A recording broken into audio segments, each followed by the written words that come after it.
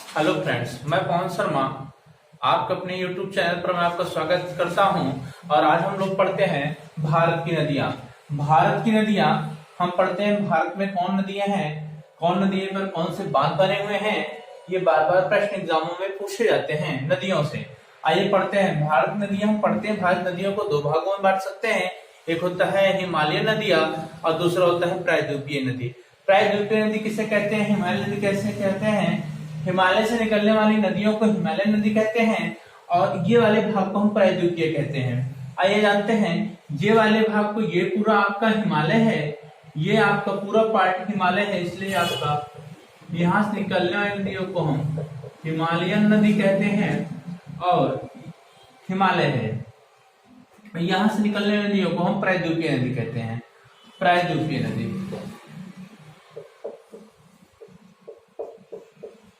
प्रायद्वीपीय नदी इन दो नदियों को पढ़ना है। देखते हैं हिमालय में एक नदी है, एक झील है, ये पूरा तिब्बत भाग है। ये हिमालय में एक तिब्बत भाग है और तिब्बत से एक मानसरोवर यहीं पर झील है, मानसरोवर झील है, मानसरोवर झील है। और इसी मानसरोवर झील से एक नदी होते हुए जम्मू कश्मीर होते होते ये पाकिस्तान के समांतर होते होते जाकर के ये अरब सागर में गिर जाती है। ये आपका अरब सागर है, ये अरब सागर है और इस साइड आपकी बंगाल की खाड़ी है। आपको ये बातें तो संज्ञान में होगी ही।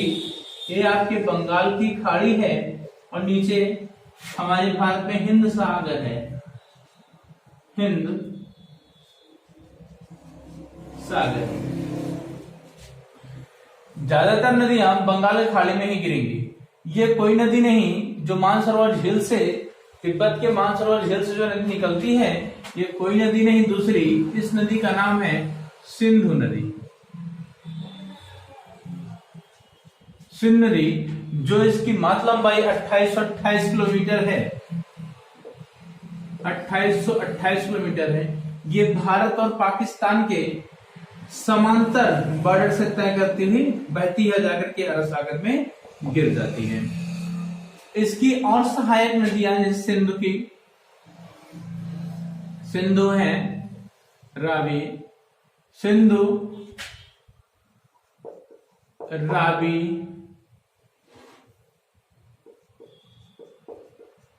ब्यास, सिंधु, रावी, ब्यास, सिंधु, रावी, ब्यास, चिनाब, झेलम और सतलज।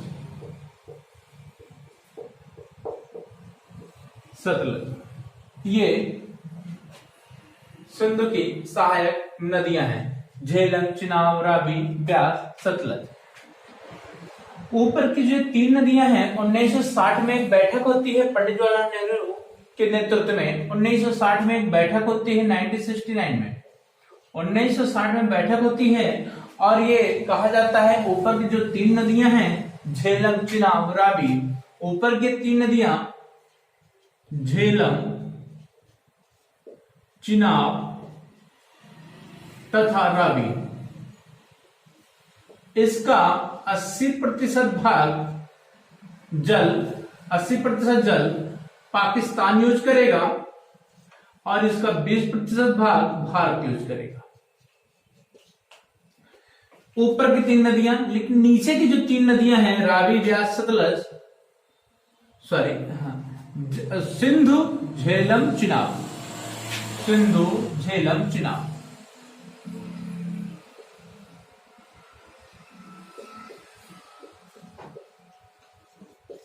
सिंधु, झेलम, चिनाब, ऊपर जो तीन नदियां हैं इसका 80% भाग पाकिस्तान यूज करेगा, 20% भारत यूज करेगा। और नीचे की जो तीन नदियां हैं, रावी, ब्यास, सतलज, रावी, ब्यास, सतलज, इसका 20% भाग पानी पाक यूज करेगा और 80% इसका भाग भारत यूज करेगा। ये बैठक हुई थी। जम्मू कश्मीर झेलम के किनारे बसा हुआ है। ये चिनाब, ये रावी, ब्यास, सतलज, यही मानसरोवर झील से ही एक नदी और निकलती है जो चीन होते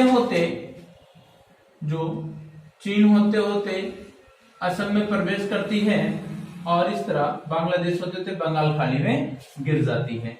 ये कोई नदी नहीं, इसे हम चीन तिब्बत में इसे सांगपो के नाम से जानते हैं। इसकी टोटल लंबाई 2900 किलोमीटर, ये 2900 किलोमीटर है और इसे हम सांगपो के नाम से जानते हैं, सांगपो के नाम से जानते हैं। और भारत ने इसे ब्रह्मपुत्र के नाम से जानते हैं, ब्रह्मपुत्र के नाम से जानते हैं। और जब ये बांग्लादेश में जाती है तो इसे हम जमुना के नाम से जानते हैं, जमुना के नाम से जानते हैं। और ये नदी जब ब्रह्मपुत्र असम में जब प्रवेश करती है तो ये सबसे बड़ा नदी महाद्वीप बनाती है। महाद्वीप किसे कहते हैं? द्वीप ऐसा स्थल जो चारों तरफ पानी से घिरा होता है उसको हम द्वीप कहते हैं। तो सबसे बड़ा जो नदी द्वीप बनता है वो माजुली नदी द्वीप जो असम में बनता है। विश्व का सबसे बड़ा नदी द्वीप माजुली नदी द्वीप है जो असम में बनता है। और आपने छोटा सुना होगा ओमान सबसे छोटा नदी द्वीप है। यहीं से मानसरोवर, ये उत्तराखंड से एक नदी और निकलती है जिसका आपने नाम सुना है, उत्तर प्रदेश गंगा, इलाहाबाद, झारखंड छोटा हिस्सा और बिहार, ये बांग्ला, पश्चिम बंगाल होते होते जाकर के ये बंगाल की खाड़ी में गिर जाती है। ये कोई नदी और नहीं, ये आपकी गंगा नदी है। इस नदी का नाम गंगा है। गंगा, इसकी मात्र लंबाई 2525 किलोमीटर है जो कि भारत की राष्ट्रीय नदी के नाम से जानी जाती है गंगा। और ये इस गंगा की एक सहायक नदी है, यहीं से निकल कर ये गंगा की सहायक नदी है जो जाकर के इलाहाबाद यूपी में जाकर के मिल जाती है।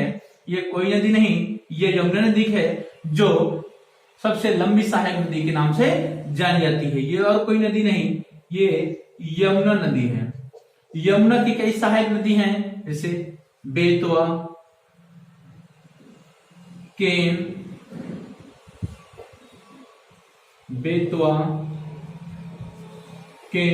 चंबल, ये यमुना की सहायक नदियां हैं। बेतवा, चंबल, केन, ये यमुना की सहायक नदी है। गंगा की भी कई सहायक नदियां हैं जो कि हिमालय से निकल के आकर इसमें मिल जाती हैं, जैसे घाघरा, कोसी, गंडक। ये गंगा की कुछ सहायक नदियां हैं। ये हिमालय से निकलने वाली नदियां हैं और इसलिए इनको, ये जो नदी हैं ये हिमालय के बनने से पहले ये नदियां यहाँ पर बह रही थी, इसलिए इनको पूर्ववर्ती नदी के नाम से भी जानते हैं। पूर्ववर्ती, हिमालय पूर्ववर्ती नदी के नाम से जानते हैं। और ये सारी नदियां आकर के बंगाल खाड़ी में मिल जा रही हैं। ये हमारी हिमालय नदी है। ये नदी वर्ष भर हमेशा इन नदियों में जल भरा रहता है क्योंकि हिमालय से पिघल पिघल के पानी हमेशा वर्ष भर भरा रहता है, इसलिए सदानीरा नदी के नाम से इन नदियों को जानते हैं। ये नदी है। जब ये गंगा नदी, एक टॉपिक यहाँ है, जब ये गंगा नदी भारत में गंगा है, जब ये गंगा नदी बांग्लादेश में जाती है तो इसका नाम पद्मा रख देते हैं। पद्मा नदी, पद्मा के नाम से जानते हैं। जब ये पद्मा और जब ये जमुना कह सकते हैं या ब्रह्मपुत्र कह सकते हैं, जब ये दोनों साथ में मिलती हैं तब ये सुंदरबन डेल्टा का निर्माण करती हैं। सुंदरबन डेल्टा का निर्माण, सुंदरबन डेल्टा का निर्माण दो नदियां करती हैं। एक, इसे हम गंगा कहते हैं और ब्रह्मपुत्र, इसे हम पुत्र कहते हैं। भारत में गंगा होती है, लेकिन यही बांग्लादेश में पद्मा के नाम से जानते हैं, और ब्रह्मपुत्र को बांग्लादेश में जमुना के नाम से जानते हैं। जब ये दो नदियां आपस में मिल जाती हैं तब मेघना कहते हैं। गंगा और ब्रह्मपुत्र आपस में जब मिल जाती है, या पद्मा जमुना जब आपस में मिल जाती है, तो इसको हम मेघना कहते हैं, मेघना कहते हैं। और यही सुंदरबन डेल्टा का निर्माण करता है। इसके सुंदरीकरण होने के कारण इसे सुंदरबन डेल्टा कहते हैं, और यहाँ पर मैंग्रोव वन पाए जाते हैं। ये हैं आपके हिमालय नदियां। आइए आगे जानते हैं। यहीं पर एक अरावली पर्वत है, जहां पर एक नागा पर्वत, अरावली पर्वत जो राजस्थान से पाकिस्तान होते हुए चला गया है, सबसे प्राचीन पर्वत श्रृंखलाओं में से एक माना जाता है, जो आपका अरावली पर्वत है। अरावली पर्वत से एक नागा पर्वत के स्थान से एक नदी निकलती है, जो जाकर के कच्छ के रण में विलुप्त हो जाती है। कच्छ के रण में जाकर के विलुप्त हो जाती है। इसकी मात्र लंबाई 320 किलोमीटर है। इसकी सबसे बड़ी विशेषता है, किसी सागर या महासागर से नहीं मिलती है, बल्कि जाकर जाकर के विलुप्त हो जाती है। ये कोई नदी ने और नहीं बल्कि लूनी नदी है। इस नदी को कहते हैं लूनी नदी के नाम से इसे जानते हैं। ये हमारे हैं हिमालय नदी। आगे चलते हैं। यहीं पर अमरकंटक है, छत्तीसगढ़ अमरकंटक। तीन नदियां तीन दिशा में निकलती हैं। एक नदी होती है आपकी, जिसका नाम आपने सुना होगा, नर्मदा नदी, और यहीं से एक निकलती है, जिसे कहते हैं सोन नदी, जो जाकर के बिहार पटना में जाकर मिलती है, गंडक और सोन नदी।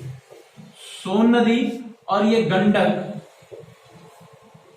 सोन नदी गंडक नदी जब जाकर के मिलती है पटना में, जहां पर पटना शहर बसा हुआ है, सोन, और ये और कोई नदी नहीं, इसको हम कहते हैं नर्मदा नदी। और नर्मदा नदी जाकर के अरब सागर में गिर जाती हैं। दो नदियां नर्मदा और एक इस सतपुड़ा पहाड़ी के बीच में एक नदी और बहती है, जिसे कहते हैं ताप्ती नदी कहते हैं। ये नर्मदा और ये ताप्ती नदियां, दोनों नदी जाकर के अरब सागर मिलती हैं। ये दो नदियां, सारी नदियां बंगाल खाड़ी में मिलती हैं, लेकिन वैसी कौन सी नदियां हैं जो अरब सागर में जाकर मिल जाती हैं, जो पूर्व से पश्चिम में बह रही हैं? वो नर्मदा और ये ताप्ती नदी हैं। ये सतपुड़ा के पहाड़ियों से होकर के गुजरती हैं। ये कौन नदी? नर्मदा और ताप्ती सतपुड़ा पहाड़ी के बीच से गुजरती हैं। नर्मदा जबलपुर में पहुंचती है, एमपी में, तो ये धुआंधार जल प्रपात करती है। नर्मदा क्योंकि ये रिफ्ट घाटियों से गुजरती हैं, जैसे द्रोणिका कहते हैं। नर्मदा और ताप्ती दोनों ऑप्शन में, अगर नर्मदा होगा ठीक है, नहीं तो फिर ताप्ती आएगा आपके ऑप्शन में, जिसे हम द्रोणिका से होकर के बहती हैं। ये दो नदियां अरब सागर में जाकर के मिल जाती हैं। अमरकंटक छत्तीसगढ़ से तीन नदियां तीन दिशा में निकलती है। नर्मदा है, सोन नदी है, एक महानदी है, जो उड़ीसा से होकर के जाकर बंगाल खाड़ी में मिल जाती है। ये महानदी है। महानदी आपने सुना होगा, हीराकुंड बांध कहाँ बना है? तो महानदी में बना है। जो सबसे ऊंचा बांध के नाम से जाना जाता है हीराकुंड बांध, तो महानदी पर बना है, जो बंगाल खाड़ी में जाकर के मिल जाती है। ये नर्मदा है, ताप्ती है। और महाराष्ट्र नासिक आपने सुना होगा, जहां पर कुंभ का मेला लगता है। 4 जगह लगता है, जिसमें से नासिक भी है। और नासिक से एक नदी निकलती, ये नदी निकल करके जाकर के बंगाल खाड़ी में मिल जाती है। ये कोई नहीं, इसे हम कहते हैं गोदावरी नदी। गोदावरी नदी प्रायद्वीपीय भारत की सबसे लंबी नदी मानी जाती है, या आप कह सकते हैं यह ब्रजगंगा के नाम से जानी जाती है। इसकी जो लंबाई है 1465 किलोमीटर।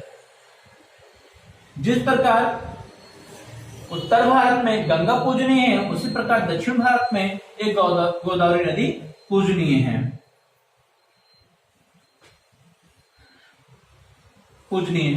यह है गोदावरी नदी। फिर इसके नीचे भी है कृष्णा है, पेन है, और छोटी छोटी नदियां हैं। कृष्णा नदी जो इस तरफ बहती है। तो अब एक नदी और, आप कृष्णा नदी है यहाँ पर, अब आप देखेंगे ये आपका यहाँ पर ये तमिलनाडु है, ये तमिलनाडु है, यहाँ पर ये श्रीलंका है। पाक जल संधि समझौता हुआ था श्रीलंका और भारत के बीच में, पाक जल संधि समझौता, इसको भूलिएगा नहीं, पाक जल संधि समझौता हुआ था जो भारत और श्रीलंका के बीच हुआ था, न कि पाकिस्तान और भारत के बीच हुआ था। इसे पाक जल संधि के नाम जानते हैं, जो श्रीलंका और भारत के बीच हुआ था। ये है भारत के कुछ नदियां। सहायक नदियों से बहुत सारे प्रश्न भी पूछे जाते हैं और इन नदियों को एक बार आप ध्यानपूर्वक अध्ययन कर लीजिएगा और एक आप मैप बनाइएगा। इस मैप पर इन नदियों को आप बना लीजिएगा मैप के द्वारा, तब इन नदियों की लंबाई क्या है, इनकी सहायक नदियां क्या है, इसको आप लिख लीजिएगा। तो मुझे पूर्ण भरोसा है कि नदियों से आने वाले प्रश्न लगभग एग्जाम में आते हैं। इसे आप 80% प्रश्नों को आप हल कर ले जाएंगे। यदि आप छोटी सी मेहनत और मैप पर कर ले जा रहे हैं तो 100 में 100% आप कर ले जाएंगे। ठीक, धन्यवाद। यदि हमारी वीडियो आपको पसंद आई हो तो इसे लाइक और शेयर जरूर करें। Thank you so much.